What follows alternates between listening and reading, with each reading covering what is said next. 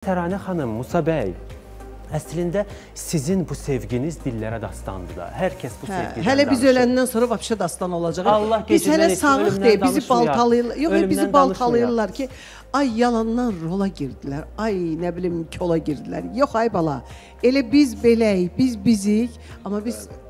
İndi Allah gecindən versə, hələ ölməyə hazırlaşmırıq. Amma biz rəhmətə gedəndən sonra onda vəbşə deyəcəklər, heykəlimizi quracaqlar bizim. Heykəlimizi quracaqlar. O vaxtda siz baxarsınız. Ay Musa bəy, bu sevginin bu qədər güclü, bu qədər ailənin möhkəm olması üçün əsas şərt nədir? Nə olmalıdır?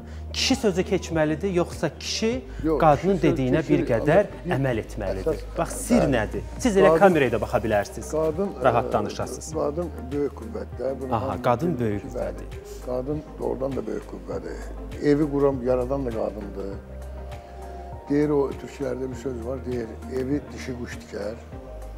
Elə doğrudan da elədir. Yəni, evi qurub yaradan kişi pul gətirər. Məsələn, qadınları gətirər. Əgər o qadın bir evi idarə ilə bilməyəcəksə, yəni o evə o gələn vəsaiti xərcləyən, düzgün xərcləyə bilməyəcəksə, o evdən ev olmayacaq. Ancaq Təranə xanım çox ağıllı qadındır. Ağıllı xanımdır. Bəli, o bütün, yəni bir yerdə məclislərə gedirik. Qazandığımızda bir büdcəyə gəlir. Ancaq Təranə xanım onu çox səmərəli istifadə edir. Ağılla səmərəli istifadə edir. Bəli. Bugün hamımız, yəni uşaqlarımız, nəvələrimiz hamısını o öz ağlı ilə idarə edir.